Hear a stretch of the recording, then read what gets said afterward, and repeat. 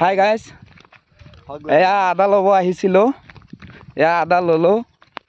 এয়া আদায়ে দাদায়ে বুকি আছে। আদাক দাদায়ে বুকি আছে। এয়া চাক কিমান কষ্ট, গাড়ী নাহে এইবিলাক জেগাত। 1 কিলোমিটাৰ 2 কিলোমিটাৰ বুকি নিব লাগে এনেকুৱা জেগা। কিছুমান জেগাত 7 কিলোমিটাৰ 5 কিলোমিটাৰ বুকি লৈ যাব লাগে। এয়া চাক, ইয়াতে কমচে কম আপোনাৰ 70 এনেকা হৈ যাব মাল। এয়া আপ বুকি আছে চাক। ঐ ভাইজান, ইমান কষ্ট কৰি বুকি নিছো। এইবিলাক যি ইমান কষ্ট কৰি আছা তোমালোকে, হয়, গাড়ী চাড়ী যি নাহে, কিবা তোমালোকে ৰাস্তাৰ ব্যৱস্থা কৰা না। এতিয়া বৰ্তমান ৰাস্তাৰ কাৰণে ব্যৱস্থা কৰি আছো।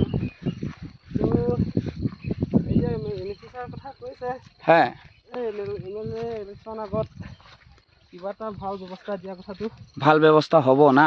হ'ব লাগে। অতি সোনকালে এই ৰাস্তাটো বনাই দিলে চবৰ কাৰণে ভাল হ'লে হয়। এয়া চাওক গাইজ, এইটো ৰাস্তাত অনলি খালি মানুহে চলে আৰু গাড়ী নচলে। খোজকাঢ়ি আপ ডাউন কৰে। এইবিলাক চাওক ঘৰ সিহঁতৰ। চাওক কেনেকুৱা জেগা, কিন্তু জেগাটোৰ ভিউ ভাল, বঢ়িয়া। এয়া চাওক, এই ফুংদা চোদাটো কিবা কৈ আছে। আল্লাহ কি কৈছ তই মাজন? আপোনাৰ কি কৈছে? কৈছে আল্লাহ দি চকৰি গৈছো। আপোনাৰ পৰিব দেই, আমাৰ নপৰে, আপোনাৰ পৰিব। নপৰে। নাই এই বহুত কষ্টৰে, মোৰেও কষ্ট লাগিল, ভাগৰ লাগি গ'ল।